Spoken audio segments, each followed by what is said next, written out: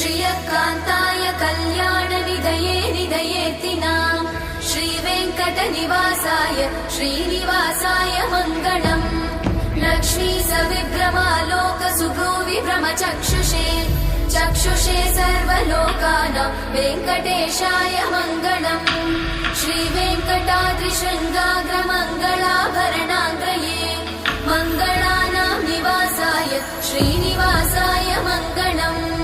सर्वावयव सौन्दर्य सम्पदा सर्वचेतसां सदा सम्मोहनायास्तु वेङ्कटेशाय मङ्गलम्। नित्याय निरवध्याय सत्यानन्दचिदात्मने सर्वान्तरात्मने श्रीमद् वेङ्कटेशाय मङ्गलम्।